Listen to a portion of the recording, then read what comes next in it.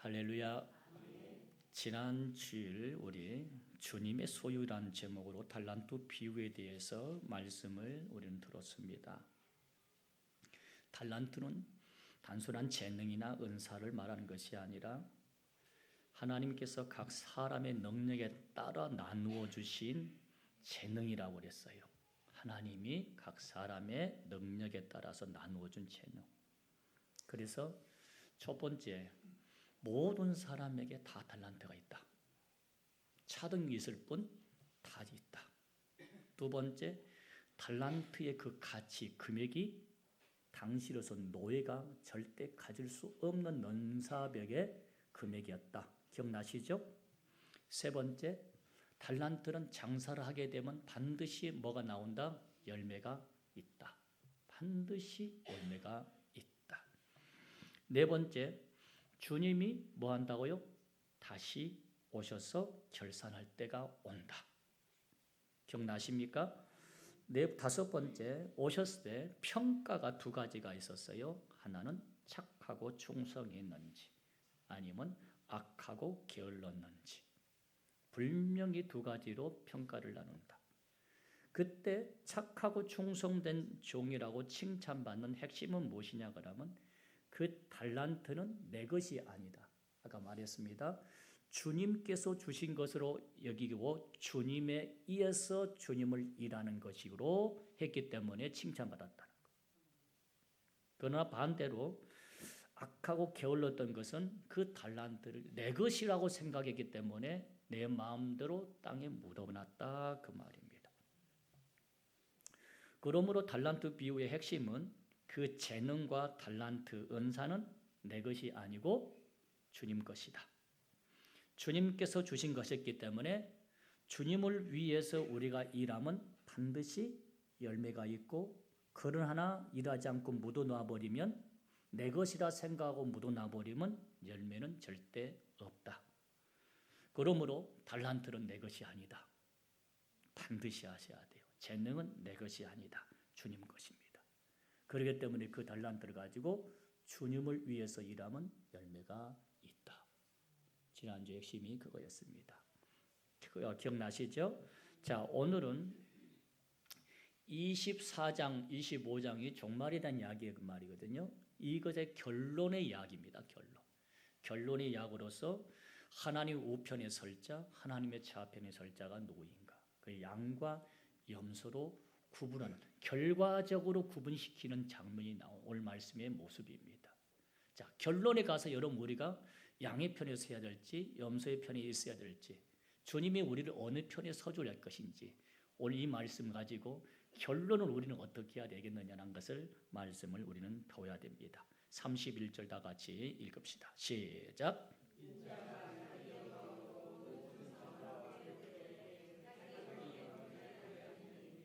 인자가 자기 영광으로 모든 천사와 함께 뭐할 때? 올 때. 그리고 자기 영광의 보좌에 뭐한다? 앉은다. 여기 보게 되면 예수님이 재림하실 때 모든 천사와 같이 오신다고 되어 있지요. 요한복음 14장 2절 3절 지난번 찾았으니까 제가 읽어드릴게요. 내 아버지 집에 거할 것이 많도다. 그렇지 않으면 너희에게 일렀으리라. 내가 너희를 위하여 처소를 예비하러 가노니 너희를 위하여 처소를 예비하면 내가 다시 와서라고 되어 있어요. 그러면 예수님이 다시 오실 때는 뭐가 준비되어 있는 거죠? 우리를 맞이할 처소가 다 되었기 때문에 첫째 온다는 거예요. 그럼 오실 때 예수님 혼자 오시냐? 아니에요. 여기 보니까 모든 천사와 같이 온다고 되어 있지요. 우리 그 근거를 한번 찾아봅시다. 요한계시록 19장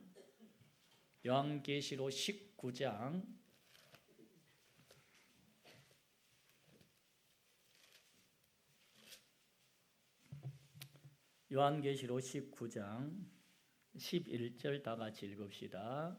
시작. 또 내가 하늘이 열린 것을 보니 보라, 백마와 그것을 탄 자가 있으니 그 이름은 충신과 진실이라. 그가 공의로 심판하며 싸우더라. 여기 보면 하늘이 열린 것을 보니 보라, 백마와 그것을 탄 자가 오신다 있지요. 이게 누구냐 그러면 누구예요? 예수님입니다. 그럼 예수님 오실 때 예수님 혼자만 오시냐? 아니에요. 14절 읽어봐요. 14절 시작. 하늘에 있는 군대들이 희고 깨끗한 세마포 옷을 입고 백마를 타고 누구를 따라요? 자, 하늘의 군대들이 예수님 재림할 때 같이 따라오시죠. 오죠? 그러니까 성경 말씀은 보세요. 정확하죠? 우리 주님 오실 때 혼자 온 게 아니라 천군 천사랑 같이 오신다. 하나님 말씀은 분명하게 했습니다. 같이 오신다. 그러면 32절 보세요. 그 다음 시작. 모든 민족을 그 앞에 모으고 각각 구분하기를 목자가 양과 염소를 구분한 것 같이 하여라고 했어요. 자, 이 보세요. 우리 주님이 재림하실 때 보면 두 가지 여기서 특징이 나오죠. 하나는 모든 민족을 주님 앞에 다 세운다는 거예요. 그럼 여기서 모든 민족은 여러분 보세요. 지금에 있는 지구상에 있는 지금의 민족만 말한 것이 아닙니다. 모든 민족은요. 창세부터 지금까지 있어왔던 모든 민족을 다 말하는 거예요. 모든 민족, 모든 백성들을 전부 다 하나님 앞에 세웁니다. 자, 한번 말씀 봅시다. 계시록 20장. 요한계시록 20장.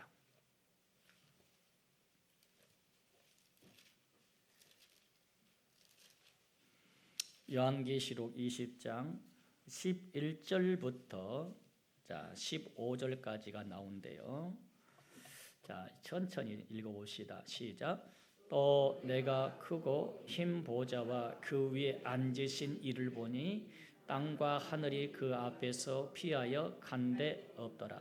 또 내가 보니 죽은 자들이 큰 자나 작은 자나 그 보좌 앞에 서 있는데 책들이 펴 있고 또 다른 책이 펴졌으니 그 생명책이라. 죽은 자들이 자기 행위를 따라 책들에 기록된 대로 심판을 받으니. 자, 여기까지 보면 우리가 앞에 저희 설명을 많이 했으니까 책들과 책이 있는 대로 심판을 받는다고 하죠. 자, 그러면 13절 시작. 바다가 그 가운데서 죽은 자들을 내주고. 자, 이 보세요. 바다에 죽은 사람이 얼마나 많아. 노아의 홍수 때 물로 다 죽었죠. 그러죠? 거기서 죽었던 사람들 다 어떻게, 우리 흔적도 우리는 모르잖아요. 다 어떻게 해요? 다 살려내가지고 심판대로 세우는 거. 또 다시 그 다음이요. 사망과 어디도 음부도 그 가운데서 죽은 자들을 뭐하고 내주고. 사망, 이미 죽었던 사람들 다 살린다 그 말이에요. 살려내가지고 심판을 받는다. 그리고 어디가 있는 사람도 음부에 가 있는 사람, 죽어가지고 어디가 있다고? 음부에 있는 사람도 다 살려내가지고 하나님 심판 앞에 세워놓는다는 거예요. 자, 여기 보세요. 그러니까 다시 본문 말씀으로 돌아갑시다. 우리 주님 오실 때 세상의 모든 민족이 다 주님 앞에 서죠. 다 서요. 이미 죽었던 사람, 현재 있는 사람, 뭐 숨겼던 사람 할 것 없이 모두가 주님 앞에 서가지고 마지막에 뭐 하는 거예요? 심판대 앞에 딱 서는 거죠. 두 번째, 여기서 그리고 본문 말씀 보면 32절에 보면 모든 민족을 하나님 앞에 모으고, 그리고 그때 자 본문 말씀 32절 봐봐요. 양과 염소를 뭐한다? 누가요? 목자가 양과 염소를 구분하듯이 그때 하나님이 구분한다. 여러분, 목자가 양과 염소를 구분할 수 있어요? 못해요? 우리도 양과 염소를 구분해요. 그렇죠? 여러분, 이것은 유치원생도 양이 뭔지를 알고 염소가 뭔지를 알아요. 여러분, 목자는요 똑같은 양이 있는데도 불구하고 자기 양과 남의 양을 구분할지도 알아요. 양도. 제가 소를 키워보니까 여러분, 소도 모양이 다 다르더만요. 여러분, 소 키워본 사람 알지요? 소 키워보니까 다르더라고요. 우리 집 소하고 옆집 소하고 더 옆집 소하고 저 집 소하고 전부 다 달라요. 다 달라. 그런데 양과 염소를 구분 못하겠어요? 그런데 평소에는요 양과 염소가 풀을 뜯어 먹을 때 멀리서 보면요 구분이 잘 안 돼요. 그리고 평소에는 양과 염소를 굳이 구분할 필요가 안 합니다. 안 해요. 그러나 우리 주님이 오셨을 때는 뭐 한다는 거예요? 구분시킨다는 거예요. 반드시 구분시킨다는 거예요. 구분해가지고 양은 어디 쪽에? 우편에. 그리고 염소는 어디다가? 왼편에. 이것은 제가 할 수 있는 말이 아니에요. 우리 주님이 하신다는 거. 이 구분은 아무도 우리는 몰라요. 그러나 우리 주님은 분명하게 하십니다. 목사가 하는 것 중에 제일 많은 것 중에 하나가 장례식입니다.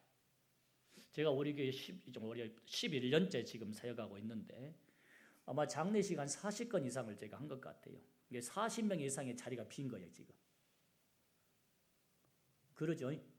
예, 그 자리를 채워야 됩니다. 이제 아멘들 안 하실까? 할렐루야.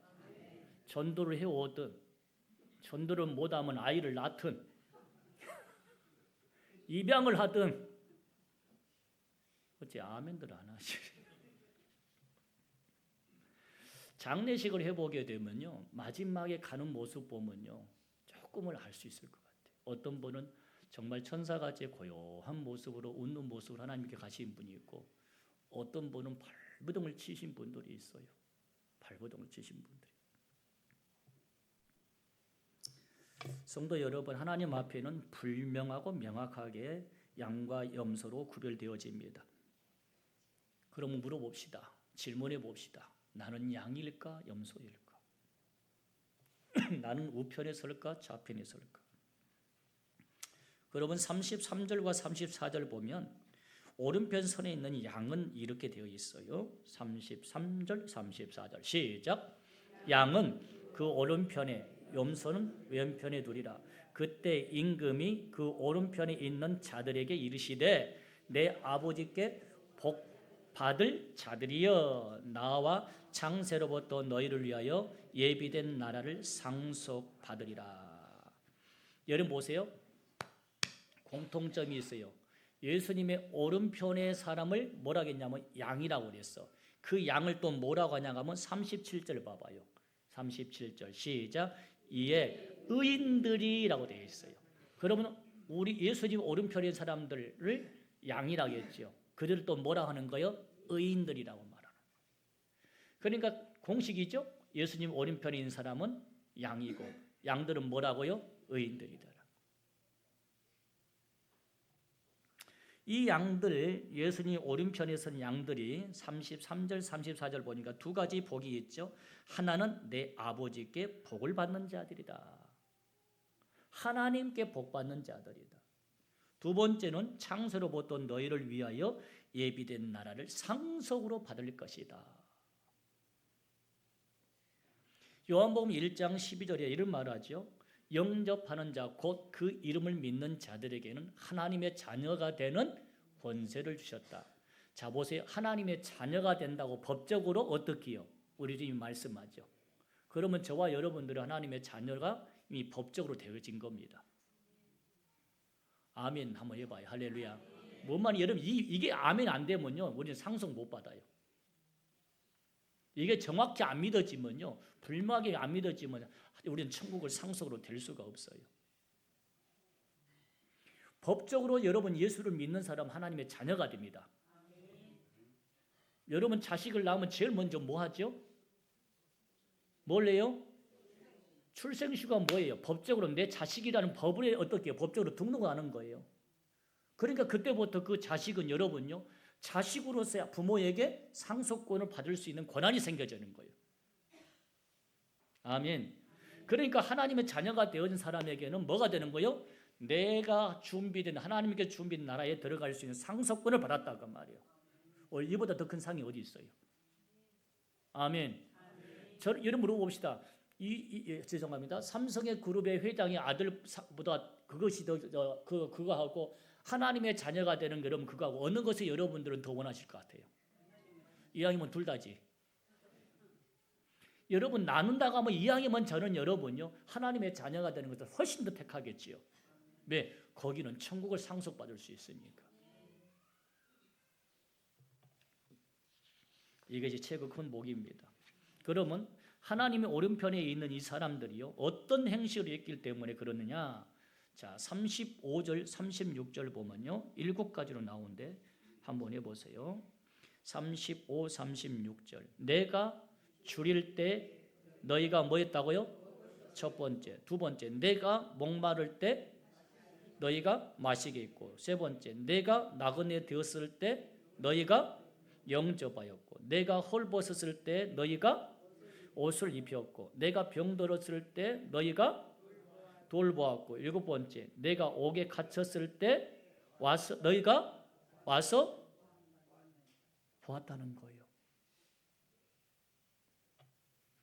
여러분, 이 말을요 그냥 넘어가면 의미가 없는데 한번 생각을 해보세요. 내가 줄였는데 밥을 줘. 내가 목말랐는데 물을 줘. 여러분, 이 말은 우리는 물이 흔하다 보니까 이 물의 가치를 모르지만 중동 사람들은 음식보다 곡식보다 소중한 게 물이에요. 기름보다 비싼 게 물이라고요. 우리가 사 먹는 물도요 지금 대한민국에서 석유보다 더 비싼 게 물입니다. 석유는 없어도 살지만 물은 없으면 죽어요. 그러니까 물이란 개념은 우리가 생각하는 것보다 훨씬 크다는 것을 여러분 아셔야 돼요. 그러니까 물을 먹어봐요. 내가 헐벗었을 때 옷을 입히고, 내가 나그네 되었는데 영접해 주었고, 내가 병들었는데 돌보아 주었고, 옥에 갇혔는데 와서 어떻게 해요? 영치금 넣어주고 나를 돌보아 주었다. 여러분, 이 개념을 한번 생각해 봐요. 이 개념이 이것은 누구한테 이렇게 할 수 있는지 아세요?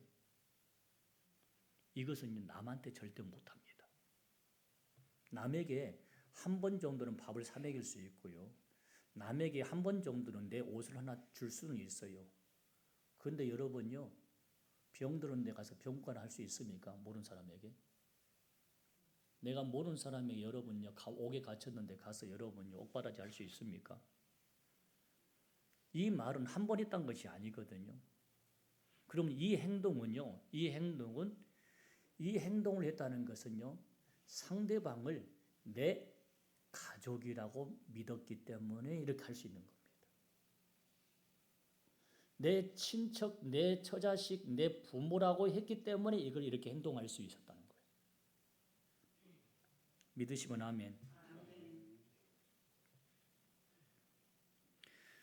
자, 왜 그러냐고 하면요 37절부터 40절까지 자 보세요. 이 의인이 이렇게 37절 제가 읽어볼게요. 이에 의인들이 대답하여 이르되 주여 우리가 어느 때에 주께서 줄이신 것을 보고 음식을 대접하였으며 목마르신 것을 보고 마시게 하였나이까? 38절 39절 다 같이요. 어느 때 나그네 되신 것을 보고 영접하였고 헐벗으신 것을 보고 옷 입혔나이까? 어느 때 병드신 것이나 옥에 갇히신 걸로 보고 가서 배웠나이까? 시작. 임금이 대답하여 이르시되 내가 진실로 너희에게 이르노니 너희가 여기 내 형제 중에 지극히 작은 자 하나에게 한 것이, 예수님이 뭐라고 그래요? 내 형제에게 한 것이라. 그러니까 위에서 7가지 이 행실을 한 것은요 여러분 누구라고 여겼다는 거예요? 그렇죠. 형제라고 여겼기 때문에 이렇게 행동할 수 있었다는 거예요. 이 예수님의 오른편에 있는 사람들, 양의 편에 있는 사람들.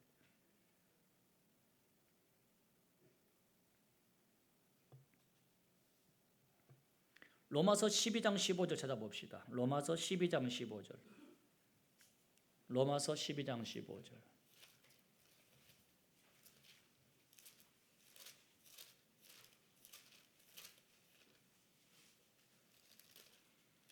로마서 12장 15절. 신약성경 257페이지. 시작. 즐거워하는 자들과 함께 즐거워하고 우는 자들과 함께 울. 누구하고 가능할 수 있어요? 남하고 가능하겠어요? 내 형제와 가능하지. 마태복음 22장 보십시다. 마태복음 22장.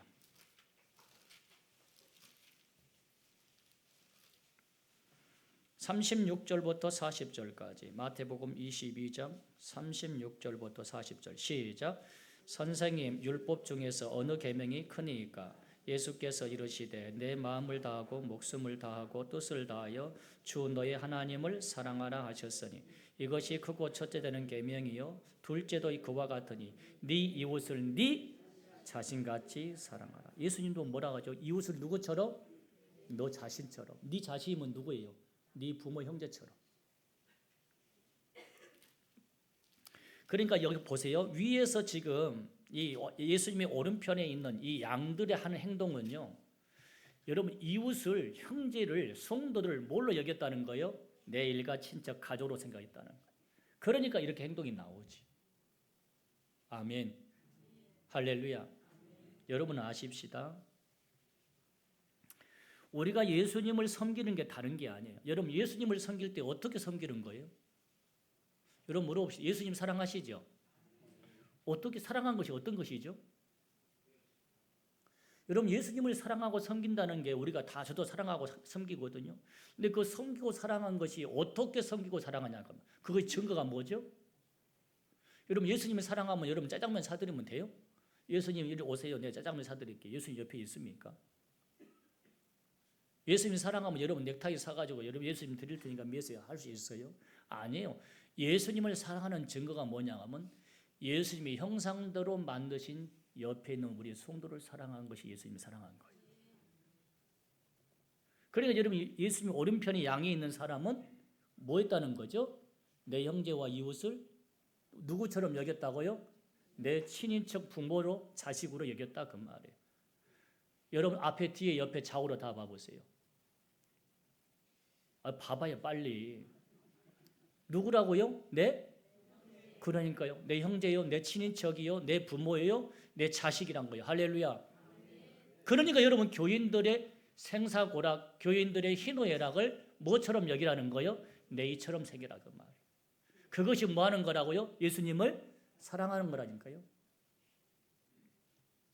그래서 교인들이 안 보이면 더 먼저 여러분들이 나서가서 막 전화하고 가보고 찾아보고 얘기해보고 안 나오면 막 마음이 아파가지고 내 식구가 안 나온 것처럼 가서 어떻게 해요? 찾아보고 하고 엎드려 기도하고 마치 내 자식처럼 기도하고 그분이 아프면 내가 아픈 것처럼 같이 눈물 뿌려 기도하고 할렐루야. 그것이 뭐라고요? 예수님을 사랑한다는 거라니까요. 무관심한 것이 아니에요. 그게 사랑이 아니에요.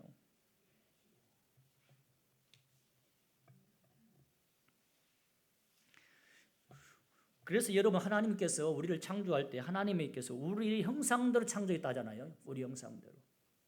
그러니까 하나님의 형상대로 만들었던 성도를 사랑하는 것이고 예수님을 사랑하는 것이죠.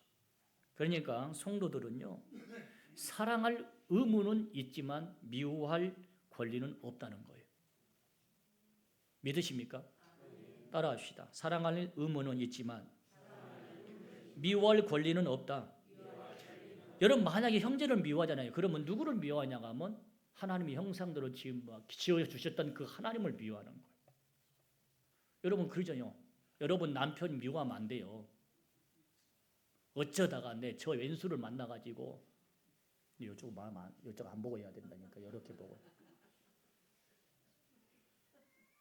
그잖아요. 권사님들이 권사님은 좋겠어. 저렇게 좋은 장로님 만나고 저렇게 좋은 집사님 만나고. 그럼 뭐라고 그래? 살아봐. 이렇게 하잖아요.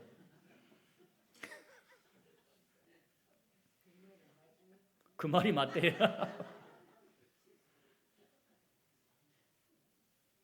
그럼 우리 하나님 뭐라고 하는지 아세요? 내가 만들었어. 내가 만들어서 줬어. 그러면 누구를 여러분요 원망하는 거예요? 그러죠. 그분 만드시 하나님 원망하는 거예요. 우리는 미워할 권리 없어요. 사랑만 할 권리만 있습니다. 아멘. 사랑만 하면 끝이에요. 그 다음 것을 생각하지 마세요. 그게 하나님의 창조 원리입니다. 그렇다면요. 우리가 24장 25장에서 봤을 때 예수님의 오른편에 양편에 설 사람들이 누구냐고 하면 달란트 비유할 때 착하고 충성된 종이 예수님의 오른편에 설 사람이죠. 맞죠? 그리고 열처녀할 때 기름과 등불을 준비한 슬기로운 처녀가 예수님의 오른편에 설 사람이죠. 할렐루야. 우리 마태복음 24장 45절에 봐봐요. 24장 45절 시작. 충성되고 지혜 있는 종. 이 사람들은 누구예요? 예수님의 오른편에 설 사람이죠. 마태복음 13장 24절부터 30절까지 여기 보세요. 안 찾아야 돼요. 알곡과 가라지 나와요. 그럼 알곡이 어디예요? 예수님 오른편에 설 사람이죠. 그러면 여기에서 보세요. 여기에서 보면 공통점이 딱 하나가 나와요. 뭐냐 아세요? 믿음에는 뭐가 나오냐면 반드시 행실이 따라온다는 거예요. 믿음에는 뭐가 따라와요? 믿음에는 행동이 따라온다는 거예요. 야고보서 2장 13절 제가 읽을게요. 긍휼을 행하지 아니하는 자에게는 긍휼이 없는 심판이 있다. 야고보서 2장 26절 영혼이 없는 몸이 죽은 것까지 행함이 없는 믿음은 죽는 것이다. 그러니 보세요. 여러분 마지막에 종말 때 예수님의 오른편 양편에 선 사람들은요 분명히 하나님의 자녀가 됐잖아요. 그리고 우리는 천국을 상속받았잖아요. 그럼 믿음이 있잖아요. 그러면 그 믿음에는 뭐가 나와야 된다고요? 믿음에 맞는 행위가 나와야 돼. 여러분 우리 애들도 목회자 애들이니까 3명이 있잖아요. 여러분들은 우리 애들한테 그렇게 말한 사람은 없지만 어릴 때는 저는 그런 이야기를 뭣도 모르고 저도 하기도 하고 했거든요. 목사님이 아들이 돼가지고 그러냐 그런 말이 있어요. 하잖아요. 목사님의 자녀만 된 거 가지고도 남들보다 더 거룩하게 살아야 돼. 그럼 여러분 우리는 하나님의 자녀가 되었으면 얼마나 거룩하게 살아야겠어요. 할렐루야. 그러니까 믿음에는 뭐가 나와야 돼요? 행실이 반드시 따라와야 되는 거예요. 그래서 믿음에는 반드시 뭐가 따라오냐면 행실이 따라와. 거룩한 행실이, 변화의 행실이, 경건한 행실이, 절제의 행실이, 덕의 행실이, 사랑과 긍휼의 행실이, 기도의 행실이, 전도의 행실이, 성김과 봉사의 행실이, 온유의 행실이, 인내의 행실이 있어야 된다 그 말입니다. 서울신학대학교 현대기독교역사연구소 박명수 교수님이 발표한 한국전쟁 전후 기독교 탄압과 학살 연구 보고서에 의하면 6.25 전쟁 전후로 북한 인민군의 철수 과정에 의해서 희생된 기독교인들의 숫자가 얼마인지 아세요? 순교자가 이 교수님에 의하면 1158명이 죽었습니다. 그 짧은 기간에. 민간인은 더 말할 수 없고요. 기독교인이라는 것 때문에 1158명. 이들은 뭐가 있었어요? 믿음이 행실로 나온 거죠. 그 믿음을 행실로 내놓은 거죠. 그러면 41절부터 46절 이제 그러면 이건 아까 예수님 오른편인 사람하고 정반대죠. 정반대로 말하면 됩니다. 이 왼편의 선자들은요 염소라고 했는데 41절부터 천천히 읽어봅시다. 시작. 또 왼편에 있는 자들에게 이르시되 저주를 받는 자들아 나를 떠나 마귀와 그 사자들을 위하여 예비된 영원한 불에 들어가. 그럼 여기 보세요. 여기 보면 하나 알 수 있는 게 지옥은 원래 누구를 위해서 만들었다는 걸 알 수 있죠? 마귀와 그의 사자들을 위해서 만든 거예요. 원래는. 지옥은 여러분요 불신자들을 위해서 만든 게 아니라 마귀와 그의 사자들을 위해서 만들어 놓은 거예요. 그런데 마귀가 사람 속에 들어가고 사람이 꼭 마귀 짓을 하는 거예요. 그러니까 사람들도 이제 거기에 들어간 것인데 자 왼편의 선자들은 거기에 들어간다는 거죠. 왜? 내가 목마를 때 너희가 뭐 했다고요? 먹을 것을 주지 않았어. 나머지 반대겠죠. 오른편하고 정반대. 자, 그래서 45절 46절 45절 46절 시작. 이에 임금이 대답하여 이르되 내가 진실로 너에게 이르노니 이 지극히 작은 자 하나에게 하지 아니한 것이 곧 내게 하지 아니한 것이니라 하시니 그들은 영벌에 의인들은 영생에 가리라 하시니라. 그럼 여러분 보세요. 여기 예수님 왼편에 서 있는 사람 염소의 특징이 있죠. 보세요. 특징이 있죠. 예수님 어디 있어요? 왼편이 있죠. 그럼 멀리서 보게 되면 예수님 오른편인지 왼편인지 특별히 생각 없는 사람들을 보게 되어지면 이 사람이 뭘로 보이는 거예요? 양으로 보일 수 있죠. 그래 안 그래요? 뭐 생각 없이 관심 없이 보면 아 예수님 왼편에 있으니까 아 이 사람도 교인이구나. 이 사람도 알곡이구나. 아 예수님 옆편에 있잖아. 얘가 되십니까? 구분하지 않고 볼 때는 그럴 수 있다는 것이죠.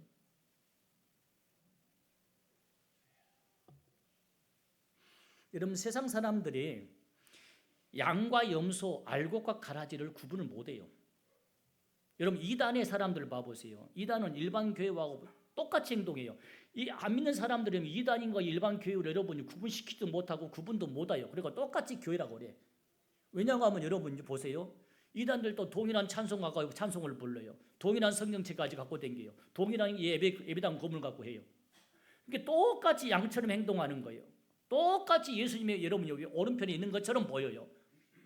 구분도 안 돼. 그런데 여러분 가까이 가게 되면요, 분명하게 여러분 거짓의 냄새가 나고요, 가짜의 냄새가 나고, 가라지가 냄새가 나고, 염소의 냄새가 나는 거예요. 가까이 가면. 그리고 여러분 예수님 왼편에 선 이 염소는 보면요, 믿음의 행실이 없습니다. 그리고 거룩한 변화가 없습니다. 거룩한 행실이 없습니다. 긍휼도 없습니다. 사랑도 없습니다. 여러분 이단에 들어가 보면 사랑 많은 것 같죠? 엄청 사랑을 많이 하거든요. 엄청 교인들이 자기 성도들을 챙겨주거든요. 여러분 물어봅시다. 그 사랑과 섬김은 다 위장된 사랑입니다. 아십니까?